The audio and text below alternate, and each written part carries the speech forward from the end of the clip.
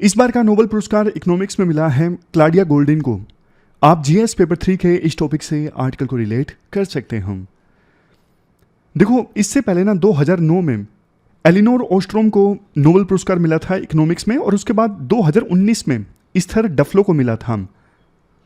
आमतौर पे ना नोबेल पुरस्कार मिलता है ना, आप देखते ही होंगे, 2 लोगों को एक साथ या फिर 3 लोगों को एक साथ मिलता है। बहुत रेयर ऐसा होता है कि एक सिंगल लॉरिएट को नोबेल पुरस्कार मिले।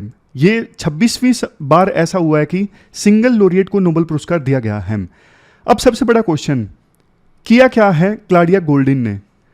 देखो, इन्होंने ना इस इशू पर रिसर्च की कि महिलाओं का कंट्रीब्यूशन कैसा रहता है लेबर मार्केट में, जिसमें इस एस्पेक्ट पे इन्होंने फोकस किया कि महिलाओं को कम पे क्यों मिलती है। पिछले 200 साल के डेटा को ये कंसीडर करती हैं अपनी रिसर्च में। पिछले 200 साल में यूएस में महिलाएं कैसे काम कर रही हैं। ये कहती हैं, देखो 200 साल पहले शुरुआत में जॉब्स कैसी थी? फार्म जॉब्स थी, खेतों में महिलाएं काम करती थी, या फिर घरों में जो इंडस्ट्रीज चला करती थी ना, कॉटेज इंडस्ट्रीज, वहां पर महिलाएं काम करती थी। लेकिन धीरे धीरे इंडस्ट्रियलाइजेशन आया, बड़ी बड़ी इंडस्ट्रीज आ गई, तो बड़ी बड़ी इंडस्ट्री, बड़ी बड़ी फैक्ट्रीज ना घर से दूर हुआ करती थी। अब वहां पे महिलाएं नहीं जा सकती थी, तो वहां पे महिलाओं ने जाना बंद कर दिया, तो महिलाओं का लेबर फोर्स में पार्टिसिपेशन कम हो गया। 1900s के शुरुआत के सालों में ना महिलाओं का लेबर फोर्स में पार्टिसिपेशन सिर्फ 5% था। रेयरली मैरिड वुमेन काम किया करती थी। बाद में सर्विस सेक्टर आया। सर्विस सेक्टर में महिलाओं का जो पार्टिसिपेशन था लेबर फोर्स में इंक्रीज हुआ। सर्विस सेक्टर में आपको पता ही है, ये सारी जॉब्स जैसे बैंक में काम करना और स्कूल में काम करना, तो इन जॉब्स में थोड़ी बहुत महिलाओं ने काम करना स्टार्ट किया, लेकिन इतना ज़्यादा नहीं। फिर इसके बाद मेजर चेंज आया 1960s में। 1960s में ना कॉन्ट्रासेप्टिव पिल मार्केट में आई। अब कॉन्ट्रासेप्टिव पिल के आने की वजह से ना महिलाओं ने ये डिसाइड करना स्टार्ट कर दिया कि कब वो प्रेग्नेंट होना चाहती हैं, कब वो बच्चे को जन्म देना चाहती हैं। तो महिलाओं को एक मौका मिल गया अपने करियर और एजुकेशन पे ध्यान देने का कॉन्ट्रासेप्टिव पिल्स की वजह से। फिर इसके बाद महिलाओं का जो पार्टिसिपेशन था लेबर फोर्स में इंक्रीज हुआ। लेकिन देखो, पिल के आने के बावजूद जब महिलाएं अपना करियर ठीक से प्लान कर सकें, उसके बावजूद पे गैप रहा मैन और वुमेन के पे में। उसका रीजन ये रहा कि एक तो देखो, एम्प्लॉयर की ऐसी सोच कि जिस प्रकार से मैन ओवर टाइम कर सकते हैं, उनको घर का काम नहीं करना पड़ता, वो ओवर टाइम, वो डेडिकेशन, वो डबल जियोपर्डी मैन को नहीं होती लेकिन वुमेन को होती है। डबल जियोपर्डी मतलब दोनों काम, घर का काम भी, ऑफिस का काम भी। इसके अलावा देखो, नेगोशिएशन, एम्प्लॉयर को ये लगता है कि मैन जो है वो नेगोशिएट करते हैं अपनी सैलरी को लेके, लेकिन महिलाएं जो हैं अपनी सैलरी को लेके ज़्यादा नेगोशिएट नहीं करते। जितनी सैलरी महिलाओं को बोली जाती है वो उतना ले लेंगी, ऐसा एम्प्लॉयर को लगता है। इसी वजह से उन्हें कम सैलरी दी जाती है। Next, historical discrimination. ये डिस्क्रिमिनेशन ना लंबे समय से चला आ रहा है इतिहास से, जो कि कई जगहों पर आज भी कायम है। बड़ी कंपनीज में तो नहीं होता, लेकिन छोटी जगहों पर, छोटी कंपनीज में आज भी काफ़ी होता है। और अलग अलग डायमेंशन आप डाल सकते हो, जैसे एक सोशल डायमेंशन आप डाल सकते हो कि आज भी एक जो स्टीरियोटाइप है कि महिलाएं जो हैं वो लीडरशिप रोल में अच्छा काम नहीं कर सकती। हालांकि अभी काफ़ी इंस्पिरेशनल एग्जाम्पल सामने आए हैं। जैसे इसरो में जब चंद्रयान 3 ने सफल लैंड किया था, तो हमने इसरो की एक तस्वीर देखी थी वुमेन साइंटिस्ट की। तो ये अच्छे एग्जाम्पल्स तो सामने आ रहे हैं, बट अभी भी स्टीरियोटाइपिंग काफ़ी है कि महिलाएं लीडरशिप रोल में अच्छा काम नहीं कर सकती। तो लीडरशिप में महिलाएं नहीं होंगी तो फिर ये जो डिस्क्रिमिनेशन होता है पे गैप में, दूसरी चीज़ों में, ये चलता रहता है। अब इंडिया स्पेसिफिक हम बात करते हैं। इंडिया में देखो, 2011 के सेंसस के अनुसार हमारे देश में 587 मिलियन वुमेन हैं। देश की पॉपुलेशन का 48% कम है। तभी तो बोलते हैं where are the missing women. Missing women कहाँ पे है? पॉपुलेशन कायदे से 50% से ज़्यादा होनी चाहिए, साइंस ये कहती है। लेबर फोर्स में पार्टिसिपेशन हमारे देश में वुमेन का 2005 में 26% था, लेकिन 2019 में घट गया, बल्कि 20.3% हो गया। क्यों घटा? देखो, उसका भी एक रीजन है। इस पर भी हमने एक दिन आर्टिकल डिस्कस किया था कि पहले ज़्यादा ना महिलाएं फार्म जॉब्स में काम करती थी। ये इंडिया स्पेसिफिक अभी मैं बात कर रहा हूँ। लेकिन ना फिर महिलाओं ने ना मैन के अपेक्षाकृत एजुकेशन प्राप्त करना स्टार्ट किया। अब एजुकेशन तो प्राप्त कर लिया, लेकिन मार्केट में जॉब्स नहीं है, या फिर वही दिक्कत, इजी ट्रांसपोर्ट अवेलेबल नहीं है, मोबिलिटी नहीं है, सेफ्टी नहीं है बाहर और वर्क प्लेसेस पे। तो ऐसी सिचुएशन हो गई कि एजुकेशन अच्छी प्राप्त कर ली, अब खेतों में काम कर नहीं सकती, लेकिन घर के आसपास जॉब उपलब्ध है नहीं, घर के लोग जाने नहीं देते, तो एजुकेशन प्राप्त करके भी उस लेवल की जॉब मिली नहीं, इसलिए बस घर में खाली बैठ गई।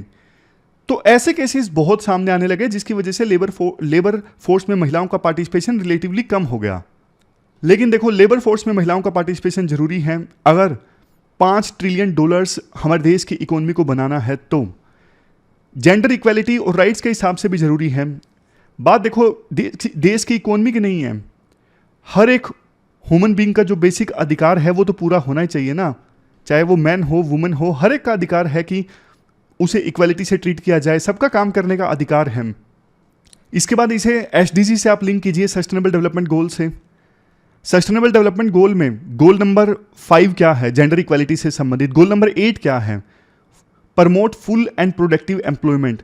गोल नंबर 10 क्या है, रिड्यूसिंग इनइक्वालिटीज।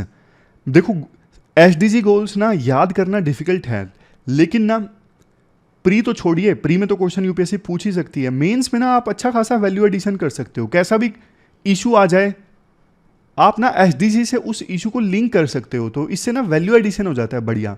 जैसे नीति आयोग की रिपोर्ट आई, एआरसी रिपोर्ट है, एआरसी रिपोर्ट तो रिलेटिवली अब पुरानी हो गई। मतलब ऐसा गवर्नमेंट का कोई भी डॉक्यूमेंट होता है ना, उसको आप आंसर से लिंक करते हो ना, तो बढ़िया वैल्यू एडिशन हो जाता है। इसके बाद देखो कुछ चैलेंजेस हैं महिलाओं के लेबर फोर्स में पार्टिसिपेशन में। जेंडर पे गैप, मतलब सेम तनख्वाह नहीं मिलती। Next, impostor syndrome. Impostor syndrome मतलब जैसे देखो 75% फीमेल एग्जीक्यूटिव्स जो हैं अलग अलग इंडस्ट्रीज में, उनको ना सेल्फ डाउट आता है, कहीं ना कहीं वो अपनी अचीवमेंट्स को लेके ना डाउट में रहती हैं कि मेरी अचीवमेंट कुछ खास नहीं है। Next, difficult to overcome career gap. जैसे देखो बच्चे को जन्म दिया तो छुट्टियां लेनी पड़ी, तो ये जो करियर में गैप आ जाता है ना, उसको फिल करने में दिक्कत आती है। जॉब छूट गई बच्चे के जन्म के बाद, बहुत सारी महिलाएं फिर से अपनी जॉब नहीं क्लेम कर पाती। Next, barrier in leadership, double jeopardy, मतलब दोनों काम, घर का भी काम ऑफिस का भी काम, तो इस वजह से प्रोडक्टिविटी प्रभावित होती है। सोशल नॉर्म्स, फैमिली सपोर्ट नहीं मिलता। बहुत सारी फीमेल स्टूडेंट्स का मुझे कई बार मेल आता है, फैमिली से सपोर्ट रिलेटिवली कम है।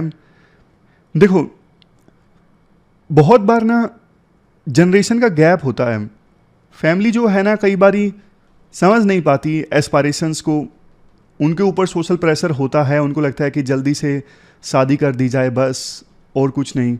समाज का प्रेशर सब पर आता है। मैं तैयारी कर रहा था, मेरे पेरेंट्स के ऊपर भी आता था, फिर वो मुझे बोलते थे। जब मैं तैयारी कर रहा था ना, एक बार तो ऐसा हुआ कि रात को 10 बजे जैसे मदर से बात हुई, तो मदर ने बोला कि बेटा आप शादी कर लो, बहुत पढ़ाई हो गई। तो मैंने कहा अच्छा जी ठीक है। मतलब पेरेंट्स को आप आर्गुमेंट्स नहीं दे सकते ना, इमोशंस की सहायता से समझाना पड़ता है कि पढ़ाई भी ज़रूरी है। तो 10 बजे बात हुई, उसके बाद किसी कारण से फ़ोन मिलाया तो सुबह फिर से बात हो गई 8 बजे। तो ना फिर से मदर कहती है कि शादी कर लो। मैंने कहा अरे रात रात में कल तो समझाया था, रात रात में अभी और कहाँ से शादी कर लूँ। इसके बाद नेक्स्ट है कोविड-19 एंड वुमेन जॉब्स। देखो कोविड-19 की वजह से ना लॉकडाउन लगा, तो बहुत सारे जॉब्स जो हैं वो चली गई। अब देखो मैन तो वापस जॉब्स में आए, लेकिन रिलेटिवली कम वुमेन ने जॉब ज्वाइन की लॉकडाउन हटने के बाद। तो ये सारे चैलेंजेस हमने डिस्कस किए। वे फॉरवर्ड की बात कर लेते हैं। वे फॉरवर्ड में कॉमन पॉइंट्स हैं, जैसे equal pay for equal work ensure करो, ऑक्यूपेशनल सेग्रीगेशन, जैसे ना वर्क प्लेसेस पे वर्क के लिए सैलरी होनी चाहिए। जैसे कोई काम है, कोई भी काम है, जैसे किसी मशीन पे कोई पर्सन काम करता है, वो काम चाहे मैन करे या वुमेन करे, इक्वल सैलरी होनी चाहिए। ऐसे काम कैसा है उसके हिसाब से सैलरी डिफाइन होनी चाहिए, ना कि कौन कर रहा है उसके हिसाब से। आप बोलोगे सर काम के हिसाब से ही तो होती है। अरे नहीं यार, बड़ी बड़ी कंपनीज में ऐसा होता है, पोस्ट बनी होती है सिस्टम इंजीनियर, लेकिन अभी भी छोटी छोटी कंपनीज में ऐसे सेग्रीगेशन नहीं होता, ऑर्गेनाइज्ड वर्क में होता है। अनऑर्गेनाइज सेक्टर में अभी वैसा पोस्ट नहीं बनी होती, उसके हिसाब से सैलरी नहीं होती। Next, implementing gender responsive policies. Gender responsive policies को इंप्लीमेंट करो ताकि जब इकोनॉमी डिस्ट्रेस में हो तो महिलाओं के एम्प्लॉयमेंट को सेव किया जा सके। स्किलिंग, अपस्किलिंग, रीस्किलिंग, महिलाओं को स्किल दो, जिनके पास ऑलरेडी हैं उनकी स्किल्स इंप्रूव करो, अपस्किलिंग करो। रीस्किलिंग, फिर से स्किल दो, ये बढ़िया है। स्किलिंग, अपस्किलिंग, रीस्किलिंग, सीधा सीधा ये पॉइंट लिख सकते हो। इसके बाद देखो नॉर्मल से पॉइंट्स है, जैसे इक्वल वर्क अपॉर्चुनिटीज प्रोवाइड करो बॉयज़ को भी और गर्ल्स को भी, अगर इक्वल एजुकेशन है तो। फ्लेक्सिबल वर्किंग अरेंजमेंट होने चाहिए, जैसे 4 घंटे की जॉब, 6 घंटे की। अब कोविड आया था, उसके बाद वर्क फ्रॉम होम चला, तो वर्क फ्रॉम होम जैसी जो अरेंजमेंट्स हैं वो अभी भी होना जरूरी है अलग अलग कंपनीज में। नेक्स्ट, महिलाओं को एंकरेज करो कि परंपरागत रूप से वो जॉब्स जहाँ पे मैन काम करते आए हैं वहाँ पे आप भी काम कीजिए। जैसे उगांडा में ना महिलाएं बहुत सी मैन डोमिनेटेड सेक्टर्स में अब काम करने लगी हैं, जैसे कारपेंट्री, इलेक्ट्रिकल्स, मेटल फैब्रिकेशन। आजकल देखो दिल्ली में भी मैंने देखा, मतलब बहुत बार ऐसा होता है कि उबर बुक करते हैं या फिर ओला बुक करते हैं तो वुमेन ड्राइवर आपको देखने को मिलती हैं, बहुत अच्छा लगता है। जब साउथ इंडिया में मेरा जाना हुआ या फिर ईस्ट इंडिया में जाना हुआ तो वहाँ पे बाजार में या फिर सिंपल नॉर्मल सी चीज़ है, पेट्रोल पंप पे, ऐसे ऑक्यूपेशंस में ना ज़्यादा महिलाएं आपको काम करती दिखेंगी। नॉर्थ इंडिया में कम दिखती हैं, नॉर्थ इंडिया में पैट्रियार्की अभी भी ज़्यादा है। आपका क्या कहना है, आपका क्या व्यू है, आप भी बताइए कमेंट बॉक्स में। इसके बाद नेक्स्ट आर्टिकल ट्रेडिशनल मेडिसिन से संबंधित है। आप जीएस पेपर सेकंड के इस टॉपिक से आर्टिकल को रिलेट कर सकते हैं। देखो इंटरव्यू में ना एक बार बोर्ड ने ये क्वेश्चन पूछ लिया था, एक मेंबर थे, उन्होंने एक कैंडिडेट से क्वेश्चन पूछा कि आप ट्रेडिशनल मेडिसिन और मॉडर्न मेडिसिन में से किसे प्रेफर करोगे। तो कैंडिडेट ने ना ये जवाब दे दिया कि मैं सर मॉडर्न मेडिसिन को प्रेफर करूंगा। तो मेंबर ने पूछ लिया क्या आपको ट्रेडिशनल मेडिसिन में विश्वास नहीं है, तो उसने मना कर दिया नहीं। कई बार देखो एक तरफा स्टैंड लेना ना हार्मफुल साबित हो सकता है। इस आर्टिकल में ना एक प्रॉपर बैलेंस स्टैब्लिश किया गया है दोनों मेडिसिन के बीच में। आप आर्टिकल समझिए, अक्सर ये डिबेट चलती रहती है traditional medicine versus modern medicine. Modern medicine जैसे देखो एलोपैथिक दवाइयाँ हैं, अभी आप डॉक्टर के पास जाते हो, डॉक्टर आपको दवाई रेकमेंड करता है, पैरासीटामोल ले लीजिए अगर बुखार है तो। ये सब क्या है, ये मॉडर्न मेडिसिन हैं। जो मॉडर्न मेडिसिन है ना वो साइंटिफिक हुई लेट 1800 में। लेट 1800 में नई नई एडवांस टेक्नोलॉजी आना स्टार्ट हो गई थी, तो समझना स्टार्ट किया साइंटिस्ट ने हमारी बॉडी काम कैसे करती है। तो साइंटिस्ट को समझ में आने लगा कि बॉडी काम कैसे करती है, तो उसी हिसाब से ट्रीटमेंट, सर्जरीज और मेडिसिन से इमर्ज होके आई। और ट्रेडिशनल मेडिसिन मतलब पुरानी मेडिसिन, जैसे देखो आयुष है, आयुष में ये सब चीज़ें आती हैं, आयुर्वेद, यूनानी, नेचुरोपैथी, होम्योपैथी, सिद्धा, ये सब चीज़ें। तो ये सब क्या है, ये ट्रेडिशनल मेडिसिन हैं। इनका भी देखो इलाज का अपना एक अलग से तरीका है। फर्क देखो इतना है, जो मॉडर्न मेडिसिन है ना, अब मॉडर्न मेडिसिन ना आपको पता है प्रॉपर क्लिनिकल ट्रायल्स होते हैं। जब भी कोई नई ड्रग डिस्कवर की जाती है, अलग अलग लोगों पर, इवन एनिमल्स पे पहले ट्रायल किए जाते हैं और बहुत चेक्स के बाद जो ड्रग है वो मार्केट में आती है। पता होता है सारा उस ड्रग के बारे में, ड्रग कैसे काम करेगी, सेफ है क्या नहीं है। लेकिन जो ट्रेडिशनल मेडिसिन है ना वो शायद इतने ट्रायल के बाद नहीं गुजरी हैं, वो पुराने समय से चली आ रही हैं। उसके बाद साइंस ने काफ़ी ज़्यादा डेवलपमेंट्स कर लिए हैं, लेकिन ट्रेडिशनल मेडिसिन में कई जगह पर, मतलब कई ट्रेडिशनल मेडिसिन में बिल्कुल भी चेंज नहीं आया है। जैसा पहले मान लीजिए कई सौ सालों पहले जैसी ट्रेडिशनल मेडिसिन चली आ रही है, आज भी वैसे ही यूज़ की जा रही है उसी तरीके से। जबकि ज़माना चेंज हो गया है, बॉडी कैसे काम करती है इससे संबंधित नई तरह की जो रिसर्च है वो भी सामने आ चुकी है। राइटर भी यही कहते हैं। फॉर एग्जाम्पल आयुर्वेद है, आयुर्वेद कई बार ना स्ट्रॉन्ग साइंटिफिक बेसिस पर नहीं होता, बट देखो इसका मतलब यह नहीं है कि पूरा जो आयुर्वेद है वो गलत है। हो सकता है कि आयुर्वेद के कुछ जो पार्ट्स हैं वो सही हैं और कुछ पार्ट्स में चेंज लाने की आवश्यकता है। समय चेंज हो चुका है, नई डिस्कवरी सामने आ चुकी हैं, बॉडी कैसे काम करती है, उसके आधार पे आयुर्वेद के कुछ पार्ट्स में फर्दर चेंज लाने की आवश्यकता है, ऐसा हो सकता है। तो बेस्ट ये है दोनों को आप मिक्स कर सकते हो, मतलब जो ओल्ड नॉलेज है उसको नई साइंस के साथ मिक्स कर सकते हो, पुरानी ट्रीटमेंट को नई तरह की ट्रीटमेंट के साथ मिक्स कर सकते हो। ट्रेडिशनल मेडिसिन में भी कई सारी चीजें यूजफुल हैं, अगर उनको आज के समय में यूज किया जाता है तो कोई साइड इफेक्ट नहीं होते। तो पूरी तरह से ट्रेडिशनल मेडिसिन को इग्नोर करना, दरकिनार करना सही नहीं है। सरकार का रोल ये होना चाहिए, कोई भी मेडिसिन हो, चाहे वो ट्रेडिशनल मेडिसिन हो या मॉडर्न मेडिसिन हो, सबको प्रॉपरली चेक किया जाए, और जो ट्रेडिशनल मेडिसिन हैं वहां से जो जो अच्छा लिया जा सकता है वो लिया जाए, और जो जो नहीं लिया जा सकता फिर वहां पे अपडेशन होना चाहिए नई डिस्कवरीज के आधार पर, नई साइंस के आधार पर। कुल मिला के देखो कंक्लूजन यही निकलता है, हमें ट्रेडिशनल मेडिसिन को सीधा सीधा रिजेक्ट नहीं करना चाहिए सिर्फ ये देख के कि हाँ ये तो पुराना इलाज का तरीका है। कुछ इसके लिए राइटर का एग्जाम्पल भी देते हैं, जैसे देखो Nobel prize winning medicine malaria के लिए वो कहां से आई? ट्रेडिशनल चाइनीज मेडिसिन के एक ओल्ड टेक्स्ट से, एक ओल्ड किताब से ये तरीका निकल के आया कि कैसे मलेरिया के लिए दवाई बनाई जा सकती है। समझ गए? आप बताइए कमेंट बॉक्स में वैसे अभी तक आपका क्या एक्सपीरियंस रहा है, मतलब खुद की बॉडी पर नहीं, भगवान ना करे कभी दवाई लेने की जरूरत पड़े, लेकिन आस पड़ोस में आपने देखा हो किसी को कि उसने ट्रेडिशनल मेडिसिन ली और उस ठीक हो गया या हो गई। और वैसे देखो इंटरव्यू में कैंडिडेट को जाहिर तौर पे ये आंसर देना चाहिए था, ये आंसर जो राइटर ने स्टैंड लिया है वो ज़्यादा बैलेंस्ड है। इसके बाद next article left wing extremism से संबंधित है। आप जीएस पेपर 3 में सिक्योरिटी के इस टॉपिक से आर्टिकल को रिलेट कर सकते हो। क्या कंटेस्ट है? देखो हमारे देश में जो नक्सल प्रभावित स्टेट्स हैं ना, वहां पर सिक्योरिटी सिचुएशन को रिव्यू करने के लिए एक मीटिंग आयोजित हुई जिसे चेयर किया गया यूनियन होम मिनिस्टर के द्वारा। और इसी मीटिंग में होम मिनिस्टर अमित शाह ये कहते हैं कि आने वाले 2 सालों के अंदर अंदर लेफ्ट विंग एक्सट्रीमिज्म को पूरी तरह से खत्म कर दिया जाएगा। इसी साल अप्रैल 2023 में Chhattisgarh police district reserve guard के 10 जवान शहीद हो गए थे नक्सलिज्म से संबंधित एक अटैक में। एक ऑपरेशन को अंजाम देके जवान वापस लौट रहे थे अपने कैंप में, रोड पर नक्सलाइट्स ने आईईडी लगाया और रिमोटली डेटोनेट कर दिया।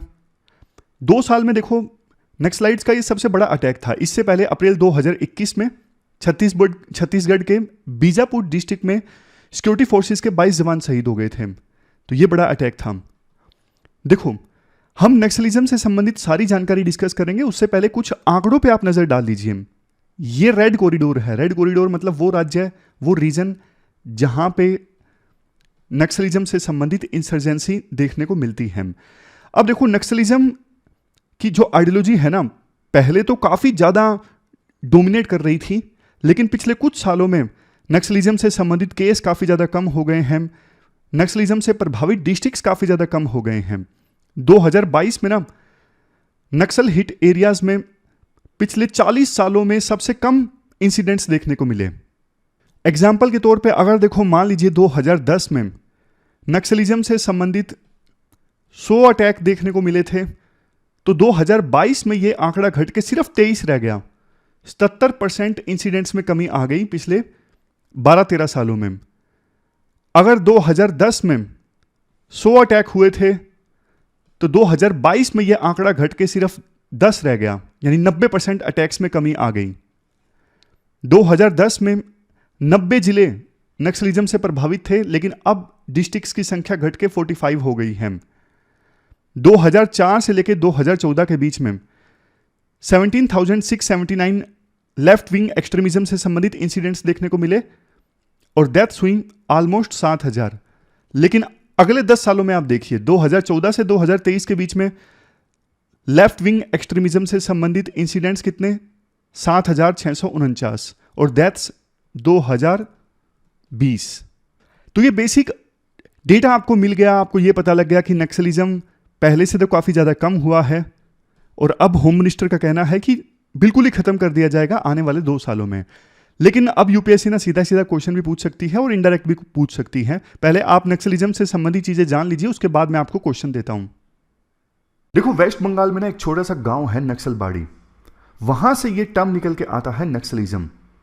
मकसद इस आइडियोलॉजी का ये था वर्किंग पीजेंट्स को लैंड डिस्ट्रीब्यूट किया जाए। बाद में देखो देश के अलग अलग इलाकों में ये जो आइडियोलॉजी है स्प्रेड होती है। 1967 में वेस्ट बंगाल में वर्किंग पीजेंट्स ने लोकल जो जमींदार लोग हैं ना, लैंडलॉर्ड्स हैं, उनके खिलाफ रिबेलियन कर दिया था और वहां से ये मूवमेंट निकल के आती है। कौन लीडर्स थे शुरुआत में? कानू सान्याल और जगन संथाल, ये लीडर्स थे, बाद में बहुत पॉपुलर हुए और वेस्ट बंगाल से धीरे धीरे ये जो मूवमेंट है वो देश के अलग अलग इलाकों में, जैसे छत्तीसगढ़ में, उड़ीसा में, आंध्र प्रदेश में फैलती है। नक्सलिज्म क्यों फैला? सबसे पहले ट्राइबल इश्यूज। एक्ट आया 1980 में, फॉरेस्ट कंजर्वेशन एक्ट 1980। इस एक्ट में ना ट्राइबल्स को उनके कुछ अधिकारों से वंचित कर दिया गया, जो फॉरेस्ट के रिसोर्सेज पे डिपेंडेंट थे अपना जीवन चलाने के लिए। और बाद में देखो जंगलों में धीरे धीरे जब हमारे देश में डेवलपमेंट आनी स्टार्ट हुई तो माइनिंग ऑपरेशंस स्टार्ट हुए, बड़े बड़े डेवलपमेंट के प्रोजेक्ट लगे। अब इन्होंने ना बहुत सारे ट्राइबल्स को डिस्प्लेस कर दिया।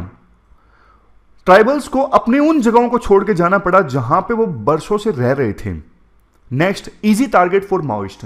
अब जो ट्राइबल लोग होते हैं कई बार बहुत ज्यादा मार्जिनलाइज्ड होते हैं, सिस्टम के सताए होते हैं, पैसा नहीं होता बिल्कुल भी, तो माओइस्ट ऐसे लोगों को फंसा लेते हैं। हम आपको पैसा देंगे, आप हमारे लिए काम कीजिए, भड़का देते हैं सरकार के खिलाफ। Next, gaps in system. अब देखो सरकारें जो हैं वो ये देखती हैं कि इस एरिया में नक्सलाइट अटैक्स नहीं हुए, यानी यहां पे नक्सलिज्म कम हो रहा है, जबकि उन्हें देखना क्या चाहिए? डेवलपमेंट के पैरामीटर पर, कि यहां पे इतनी डेवलपमेंट अब पहुंच गई है, लोग नाराज नहीं है, तो इसलिए नक्सलिज्म नहीं आ सकता। मतलब आप देख कैसे रहे हो नक्सलिज्म की समस्या को, वही अपने आप में दिक्कत है। आपको देखना चाहिए कि डेवलपमेंट के पर्सपेक्टिव से, आप देखते हो इंसिडेंट्स के पर्सपेक्टिव से। नेक्स्ट है no follow up from administration. कई बार कैसा होता है कि पर्टिकुलर एरिया से नक्सलिज्म को खत्म कर दिया गया, अब कोई इंसिडेंट नहीं हो रहा।